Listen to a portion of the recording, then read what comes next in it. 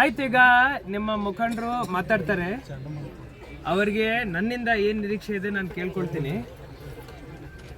ನನ್ನಿಂದ ಸಹಾಯ ಶಕ್ತಿ ನಿಮಗೆ ಸದ್ಯಕ್ಕೆ ಏನು ಪರಿಹಾರ ಹುಡುಕ್ಲಿಕ್ಕೆ ಆಗುತ್ತೆ ಆ ಪರಿಹಾರ ಹುಡುಕ್ಲಿಕ್ಕೆ ಪ್ರಯಾಸ ಮಾಡ್ತೀನಿ. ಫಸ್ಟ್ ಅವ್ರು ಮಾತಾಡಲಿ ಸಂಕ್ಷಿಪ್ತವಾಗಿ. ನಿಮಗೂ ಸಮಸ್ಯೆ ಗೊತ್ತಿದೆ, ನನಗೂ ಗೊತ್ತಿದೆ. ಸಂಕ್ಷಿಪ್ತವಾಗಿ ಒಂದು ಸತಿ ಹೇಳಿ, ಅವ್ರು ರೆಕಾರ್ಡ್ ಮಾಡ್ತಾರೆ. ನಾವು ಮತ್ತೆ ನಾನೇನು ಹೇಳಬೇಕು ಅದನ್ನು ಹೇಳ್ತೀನಿ.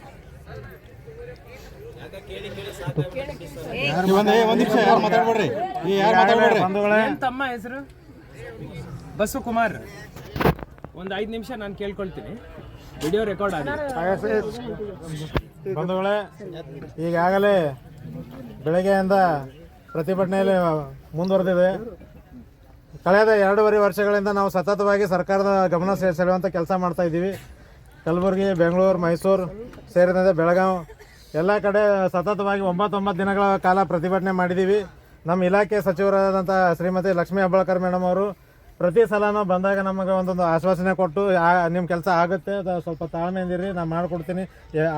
FDಗೆ ಹೋಗಿದೆ, ಆರ್ಥಿಕ ಇಲಾಖೆಗೆ ಹೋಗಿದೆ ಅಂತೇಳಿ, ಈಗ ಮತ್ತೆ ಕಾರ್ಮಿಕರ ಇಲಾಖೆ ಹೋಗಿದೆ ಅಂತ.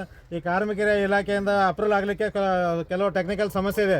ನಾವು ಗೌರವಧನ ಕಾರ್ಯಕರ್ತರನ್ನ ಕಾರಣಕ್ಕಾಗಿ ಮತ್ತು ಯೋಜನೆ ಸ್ಕೀಮ್ ವೈಸ್ ಕಾರ್ಯಕ್ರಮಗಳ ಅವಧಿ ಒಳಗಡೆ ನಾವೇನು ಕೆಲಸ ಮಾಡ್ತಾ ಇದ್ದೀವಿ.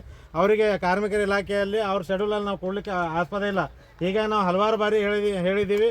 ನಮಗೆ ಈಗ ಕ್ಯಾಬಿನೆಟ್ನಲ್ಲಿ ಇಟ್ಟು ನಮ್ಮ ಸಮಸ್ಯೆನ ಕನಿಷ್ಠ ವೇತನ ವ್ಯಾಪ್ತಿಯೊಳಗೆ ನಮಗೆ ತರಬೇಕು, ಕಾರ್ಮಿಕರ ಕಾಯ್ದೆ ಅಡಿಯಲ್ಲಿ ಬರುವಂಥ ವ್ಯವಸ್ಥೆ ನಾವು ಮಾಡ್ಬೇಕಂತೇಳಿ ಹಲವಾರು ಬಾರಿ ಈಗಾಗಲೇ ಸನ್ಮಾನ್ಯ ಸ್ಪೀಕರ್ ಸಾಹೇಬರಾದಂಥ UT ಖಾದರ್ ಸಾಹೇಬರ ನೇತೃತ್ವದಲ್ಲಿ ಒಮ್ಮೆ ಸಭೆಯಾಗಿದೆ. ಮತ್ತು ಈಗಾಗಲೇ CM ಅವ್ರ ಜೊತೆ ನಮ್ಮ ಕಲಬುರಗಿ ಜಿಲ್ಲಾ ಉಸ್ತುವಾರಿ ಸಚಿವರಾದಂಥ ಶ್ರೀ ಪ್ರಿಯಾಂಕ್ ಖರ್ಗೆ ಸಾಹೇಬರ ನೇತೃತ್ವದಾಗ ಆಗಿದೆ. ಶರಣಪ್ರಸಾದ್ ಪಾಟೀಲ್ ಅವರು ಮಾಡಿದ್ದಾರೆ.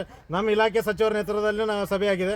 ಈಗಾಗಲೇ 3-4 ಸಲ ಸಭೆ ಆಗಿದೆ. ಇದು ಅಂತಿಮವಾಗಿ CM ಅವರ ಆರ್ಥಿಕ ಇಲಾಖೆನ ಹೊಳ್ಳಿ 3 ಸಲ ಫೈಲ್ ವಾಪಸ್ ಬರ್ತಾ ಇರೋದ್ರಿಂದ CM ಅವರು ಯಾಕೆ ಇಚ್ಛಾಶಕ್ತಿ ತೋರಿಸ್ತಾ ಇಲ್ಲ? ಅವ್ರು ಮಾಡ್ತೀನಿ ಅಂದರೂ ನಾವು ಖುಷಿಲಿಂದ ಹೋಗ್ತೀವಿ. ನಮ್ಮ ಕನಿಷ್ಠ ವೇತನ ಮಾಡಲ್ಲ ಅಂತಂದ್ರೂ ಇಲ್ಲಿ ನಾವು ಸಂತೋಷವಾಗಿ ಹೋಗ್ಲಿಕ್ಕೆ ತಯಾರಿದ್ದೀವಿ.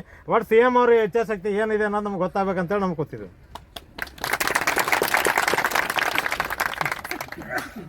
ಮುಂದೆ ಏನು ಅಪೇಕ್ಷೆ ನೀಡಿ? ಈಗ ಕಾರ್ಮಿಕರ ಇಲಾಖೆ ಮತ್ತು ನಮ್ಮ ಇಲಾಖೆ ಮತ್ತು ಆರ್ಥಿಕ ಇಲಾಖೆ CM ಅವರ ಆರ್ಥಿಕ, ಈ 3 ಇಲಾಖೆಗಳು ಒಂದು ಕಡೆ ಕೂತು ಸಭೆ ಮಾಡಿ ನಮ್ಮ ಸಮಸ್ಯೆ ಬಗ್ಗೆ ಚರ್ಚೆ ಆಗೋವರೆಗೂ ಇತ್ಯರ್ಥ ಆಗಲ್ಲ ಸರ್. ಯಾವಾಗ ಆಗಬೇಕು ಮೀಟಿಂಗ್? ಟೈಮ್ ಕೊಟ್ಟಿದ್ದಾರೆ ಸರ್. ನಮ್ಮ ರೈಟಿಂಗ್ ಕೊಡ್ರಿ, 1 ಮಂತ್ ಡೇಟ್ ಆಗಿ ಕೊಡಿ ಸರ್. ಯಾಕಂದ್ರೆ ಸರ್ ಕೊಡಿ, ರೈಟಿಂಗಲ್ಲಿ ಕೊಡ್ತೀನಿ, ಏನು ಇಶ್ಯೂ ಇಲ್ಲ.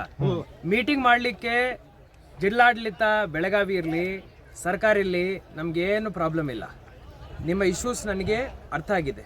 ನಾನು ಇಲ್ಲಿ ಬರೋ ಮುಂಚೆ ಲೋಕೇಶ್ ಸಾಹೇಬರು ನನಗೆ ಎಕ್ಸ್ಪ್ಲೇನ್ ಮಾಡಿದ್ದಾರೆ, ನಿಮ್ಮ ಜಾಯಿಂಟ್ ಡೈರೆಕ್ಟರ್ ಅವರು ಎಕ್ಸ್ಪ್ಲೇನ್ ಮಾಡಿದ್ದಾರೆ, ಹಾಗೂ ಎಲ್ಲ ಸಚಿವರ ಜೊತೆ ನಾನು ಮಾತಾಡ್ಕೊಂಡು ಬಂದಿದ್ದೀನಿ. ನನ್ನ ಪ್ರಯಾಸ ಮಾಡ್ತೀನಿ, 2 ದಿವಸದ ಒಳಗಡೆನೆ ನಿಮ್ಮ ಮೀಟಿಂಗ್ ಇಲ್ಲೇ ಮಾಡಿಸ್ಲಿಕ್ಕೆ ಪ್ರಯತ್ನ ಮಾಡ್ತೀನಿ. ಆಗುತ್ತೆ ಅಂತ ನನಗೆ ನಂಬಿಕೆ ಇದೆ, ಮಾಡಿಕೊಡ್ತೀನಿ.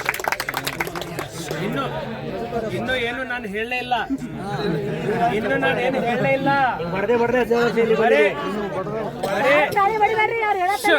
ಕೇಳ್ರಿ. ಬರೀ ನಿಮ್ ಮೀಟಿಂಗ್ ಮಾಡ್ತೀವಿ ಅಂತ ಹೇಳ್ತಾ ಇದೀವಿ. ಫಸ್ಟ್ ಆ ಮೀಟಿಂಗ್ ಮಾಡುವಾಗ ನಿಮ್ಮ ಪಾಯಿಂಟ್ಸ್ ಏನೇನು ಇರ್ತವೆ ಸಂಕ್ಷಿಪ್ತವಾಗಿ ಯಾರು ಪ್ರೆಸೆಂಟ್ ಮಾಡ್ತಾರೆ ಅವರು ಇವತ್ತು ನನ್ನ ಜೊತೆ ಮೀಟಿಂಗ್ ಮಾಡಬೇಕು, ಅದು ನನಗೆ ಬೇಕು.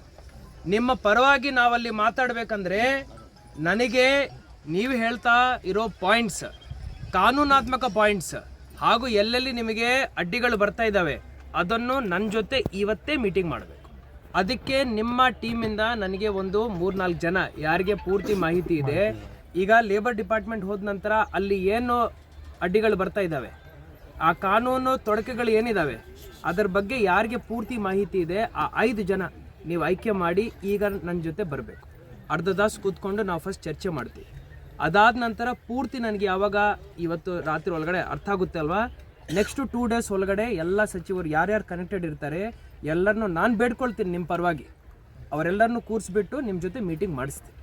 ಇಷ್ಟು ಕೆಲಸ ಮಾಡಲಿಕ್ಕೆ ನನ್ನ ಸಹಾಯಶಕ್ತಿ ಪ್ರಯಾಸ ಮಾಡ್ತೀನಿ. ನನ್ನಿಂದ ಈ ಕೆಲಸ ಆಗುತ್ತೆ ಅಂತ ನನಗೆ ನಂಬಿಕೆ ಇದೆ. ಈಗ ಫಸ್ಟ್ ನೀವು ಒಂದು 4 ಜನ ಆಯ್ಕೆ ಮಾಡ್ರಿ, ಆಯ್ಕೆ ಮಾಡಿ ನನಗೆ ಪಟ್ಟಿ ಕೊಡಿ, ಮೀಟಿಂಗ್ ಮಾಡಿಸ್ತೀವಿ, ಅದರಲ್ಲಿ ಪರಿಹಾರ ಹುಡುಕ್ಲಿಕ್ಕೆ ನಿಮ್ಮ ಪರವಾಗಿ ಮಾತಾಡ್ಲಿಕ್ಕೂ ನಾನು ಪ್ರಯತ್ನ ಮಾಡ್ತೀನಿ. ಓಕೆನಾ? ಲೆಟ್ರ್ ಕೊಡಿ.